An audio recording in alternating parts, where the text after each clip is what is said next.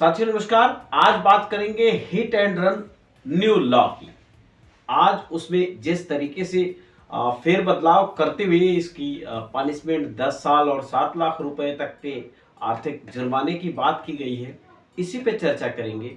Video में आपको बताएंगे एक हिट एंड रन का भुक्तभोगी मेरा खुद का परिवार रहा है, उसमें क्या हुआ इसकी भी चर्चा करेंगे। और क्यों इसको बनाने के टाइम ये नहीं सोचा गया कि क्या इसका असर होगा, जो आज अब बदलाव करने की बात की जा रही है, इस पे भी चर्चा होने वाली है। आप चैनल पे नए हैं सब्सक्राइब जरूर कर लें, क्योंकि इसी तरीके की कंटेंट्स बात करते हैं नए इस कानून की। फौजदारी के मामले मुकदमे हालांकि देश में लगातार बढ़ते भी जा रहे हैं, उस पर नकेल भी जरूरी है, लेकिन ये नकेल इस कदर लोगों पे भारी हो, फिर से सरकार को वापस फैसला लेना पड़े, इसमें जीएसटी की तरह लगातार अमेंडमेंट हो, लगातार कुछ बदलाव किए जाएं, ऐसा नहीं सोचना चाहिए था। अब सत्ताधारियों के दिमाग में उस समय क्या चल रहा था कि एक तुगलकी फरमान जैसी बात लाद दी गई। तुगलकी फरमान कहा जा सकता है, क्योंकि अगर वापस लेने की नौबत आई, फिर से इसमें कुछ बदलाव करने की जरूरत आई, तो तुगलकी फरमान है। समाज, देश और आदमियों को ध्यान में रखते हुए ये बहुत बेहतर कानून नहीं बनाया गया, जबकि समाज में रहने वाले लोगों के लिए ही कानून बनाए जाते हैं। इस कानून में बहुत कुछ ध्यान दिया गया होता तो चीजें अलग ना होती। पुलिस को कमाने के तरीके भी इसमें नए आयाम बढ़ते नजर आए। हालांकि इसका विरोध लगातार ट्रक ड्राइवर्स कर रहे हैं। अब एक और सवाल आता है, ट्रक ड्राइवर्स ही क्यों? हिट एंड रन का केस तो बहुत लोग करते हैं, लेकिन आम तौर से ये लोग करते हैं इसलिए इनको खराब लग रहा है। इसके जो ड्राइवर्स होते हैं वो आर्थिक संपन्न नहीं होते, इस वजह से करते हैं। हमने यही सवाल जब प्रदीप द्विवेदी से किया, जो कि ब्रांड कंसल्टेंट है और एमडी है अपनी कंपनी के मेट्रो एड, उन्होंने बताया।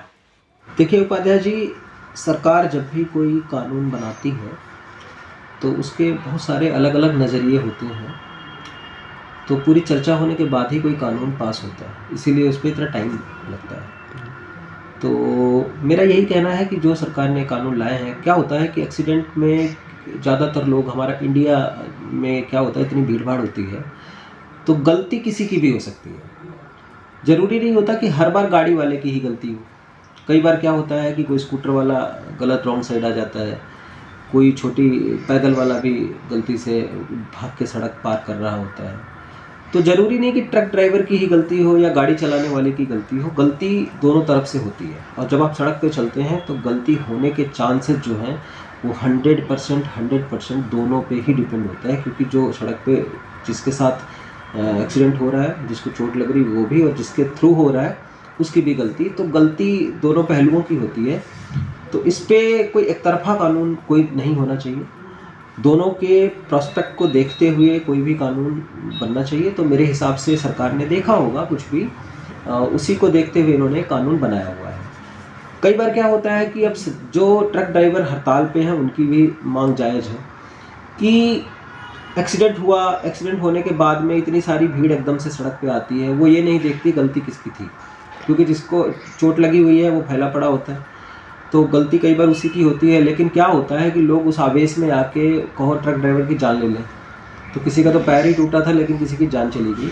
तो उनका ये मुद्दा उठाया उन्होंने, ये भी जायज़ है, क्योंकि अगर वो भागेंगे नहीं तो लोग मार देंगे। तो अगर सरकार ऐसा कानून ला रही है तो कानून की सेफ्टी भी उनको लानी चाहिए कि कोई ऐसा केस होता है तो लोग उस पर किस तरह से हमला ना करें, उसको किस तरह से बचाएंगे। तो अगर ये सफाई अमित शाह जी दे देंगे संसद में, तो मेरे ख्याल से इस पर कोई बॉल नहीं होना चाहिए। दिल्ली सरकार ने एक तरफा कानून लाद दिया, थोप दिया लोगों पे। देखो, लादना थोपना सरकार का तो खैर काम है, कानून तो ऐसे ही लागू होते हैं, जबरन ही लागू किए जाते हैं। जैसे हेलमेट पहनने का कानून है, सीट बेल्ट लगाने का कानून है, पहले थोपे गए, धीरे धीरे आदतें आई हैं उसकी। तो कानून एक बार जब बनता है उसके बाद में भी कानून में संशोधन भी होता रहता है। संशोधन जब होता है जब जनता रोड पे उतरेगी, परेशानियां होंगी, तो धीरे धीरे आज कानून ये आया है, मेरे हिसाब से थोड़े दिन में इसका कुछ सिस्टम भी आएगा सही तरीके से, इसके सारे पैमाने सारी चीज़ें ठीक की जाएंगी कि जिस कानून में बदलाव होने की जरूरत होगी तो बदले भी जाएंगे। कानून कोई फिक्स तो नहीं होता, रोज कानून में संशोधन। हाँ सही बात है, उसमें गुंजाइश होती जरूर है, इस कदर नहीं एक सिरे से खारिज करके उस पर बात की जाए। अब कुछ ऐसे बदलाव आने के संकेत हैं। ट्रांसपोर्ट सेक्रेटरी ने ये माना भी है और कुछ ढील देते हुए ये कहा कि कुछ समय बाद फोन पे जाके वो अगर फोन कर देता है ड्राइवर कि ऐसा मामला हुआ है तो हिट एंड रन केस नहीं बनेगा। फिर भी बहुत कुछ ये कानून पुलिस कानून और जनता के बीच विरोधाभास लेके आएगा। हिट एंड रन मामले का भुक्तभोगी मैं खुद हूँ।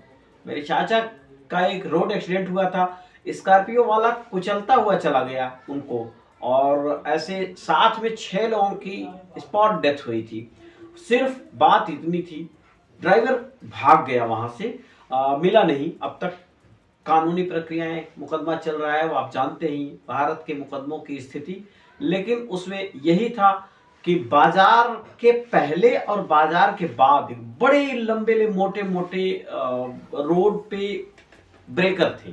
उस ब्रेकर का वो ध्यान न देते हुए ड्राइवर का पैर ब्रेक की जगह एक्सीलेटर पे लग गया और गाड़ी बेकाबू हो गई। रोड एक्सीडेंट हुआ, नतीजन 6 लोगों की मौत, स्पॉट डेथ थी। इसमें क्या कहेंगे?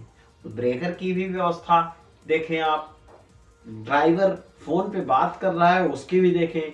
कानून बहुत कुछ कहता है, इसी कानून में झोल भी होता है। इसका पुलिसिया लाभ, जनता का लाभ। जनता, पुलिस, ड्राइविंग, सरकार, इन सारी चीजों के बीच में पिसता विक्टिम है जिसका एक्सीडेंट हुआ। क्योंकि सरकार हमारे केस के साथ में सारी दुनिया के एक्सीडेंट के केस में भी आंकड़ों में सिर्फ एक लाश लिखती है और कुछ नहीं। बहुत सारी चीजें हरदम गुंजाइश होती है, लेकिन बिना सोचे समझे किसी काम को करने का नतीजा यही होता है, अपने ही किए काम को फिर से थूक के चाटने वाली बात। आज के लिए बस इतना ही। बहुत ध्यान से रहिए, बने रहिए, अगले किसी नए कंटेंट में भेंट होती है। धन्यवाद, नमस्कार।